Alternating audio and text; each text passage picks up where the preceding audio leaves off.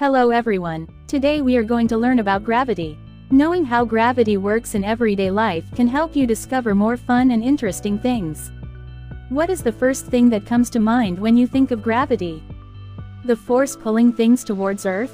Newton? You're all correct. The Earth is still pulling us, and Newton was the first to define gravity. So, shall we take a closer look at gravity? Gravity was introduced along with Newton's 3 laws in 1687 through a book called Principia, or Mathematical Principles of Natural Science, written by Newton, who was one of England's most famous scientists and an outstanding mathematician, physicist, and astronomer. Many people think that Newton discovered gravity by seeing a falling apple. But this is half right and half wrong. Newton, who saw an apple falling, wondered why the moon did not fall. Through the question, universal gravitation, or gravity, was discovered. Gravity, one of the 4 fundamental forces that make up the universe, occurs between all objects with mass. Gravity is the weakest of the 4 fundamental forces, but it does not cancel out and its range of action is infinite, making it the only significant force that affects everyday life. We can easily see the phenomena caused by gravity, but we still do not know what gravity looks like or why it occurs. Additionally, since it is a force related to mass, it plays an important role in the orbits of celestial bodies with unimaginably large masses and in the structure and evolution of the universe. Gravity is the force with which matter pulls each other, and its magnitude is determined by mass and distance. The following picture shows 2 spheres with mass bound together by yellow gravity. As the mass of the objects on both sides increases, the gravitational force acting between them increases, and you can see that the size of the gravitational force acting between the 2 changes depending on the distance. Does the gravity of the Earth we live on have the same magnitude in all regions? The following picture is a map of the gravity on the Earth's surface published by NASA.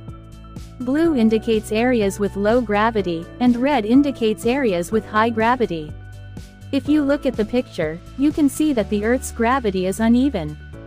The reason is that the Earth is not a perfect sphere, but has a bumpy and distorted shape, so the distance from the center of the Earth varies depending on the location.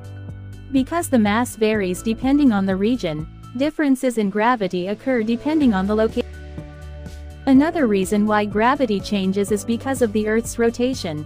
A rotating object has a centripetal force that pulls it toward the center and a centrifugal force that causes it to fly outward. Centrifugal force has the property of increasing as the rotation speed increases. Since the Earth rotates once a day on its axis, centrifugal force is generated. The moving distance of circular motion is proportional to the radius. So the longer the distance from the axis of rotation to the Earth's surface, the longer the distance must be moved. Therefore, lower latitudes travel faster than high latitudes because they cover a longer distance in the same amount of time. This means that the centrifugal force at lower latitudes is greater than at high latitudes. The Earth's pull on objects on its surface is not affected by latitude.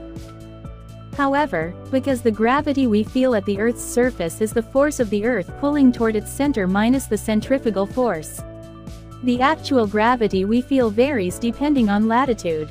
Let's take 45 degrees latitude as an example. The Earth's gravitational pull is diagonal and the centrifugal force is horizontal to the latitude, so it cannot be calculated directly.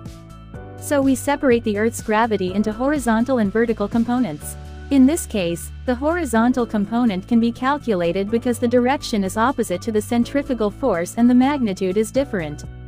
By subtracting the centrifugal force and adding up the remaining components, you can find the magnitude of gravity felt on the Earth's surface. The centrifugal force generated by the Earth's rotation causes the magnitude of gravity felt on the Earth's surface to vary depending on latitude. Let's take a look at how gravity is observed on Earth. We can run and jump on Earth because of gravity. If there were no gravity, our bodies would just fly into the sky when floating in the air. All objects on Earth have the property of moving from high to low due to the Earth's gravity. I told you that gravity is determined by the mass and distance between 2 objects. Let's compare the gravity of the Earth and the Moon to see if this is true.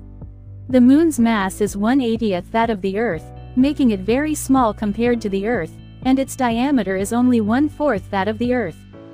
When this is calculated into the formula for calculating gravity, the Moon's gravity is calculated to be about 20% different from the Earth's gravity. And it is confirmed to have a value very similar to the actual gravity of 17%. Because the Moon's gravity is only 1/6 of the Earth's gravity. When we go to the Moon, we will be able to jump much higher and farther than we can run or jump on Earth. I explained earlier that gravity is proportional to mass and inversely proportional to the square of the distance, but the acting distance is infinite. Because of this characteristic of gravity, all objects on Earth fall down due to gravity. Why doesn't the Moon fall? If gravity is acting between the Moon and the Earth, the Moon, which is lighter than the Earth, should fall to the Earth due to gravity, but it does not fall and has been circling the Earth for billions of years. Let's find out why. There are three main forces acting between the Earth and the Moon. These are the gravitational force acting between the Moon and the Earth, the centrifugal force acting on the Moon in circular motion, and the force that moves the Moon. If there were no boost between the Earth and the Moon would deviate from its orbit and fly in the direction it was moving. Conversely, if gravity is too strong, it will fall to Earth and collide. But let's take a look at why the Moon continues to revolve around the Earth. Even at this moment, the Moon is constantly repeating its movement and falling motion. The moment the Moon moves in the direction of movement, it leaves its orbit. At this time, it is pulled toward the Earth by the gravitational force between the Earth and the Moon and returns to its orbit. This phenomenon is happening every moment, so the Moon orbits the Earth without falling or flying away. These phenomena do not only occur between the Earth and the Moon. It takes place in the solar system at a small scale and at large among all the planets, stars and galaxies in the universe, and is one of the very important forces that determines the current form of the universe. In this video, we learned about gravity. Next time, we will learn a little more about the phenomena caused by gravity. Well then, see you again next time.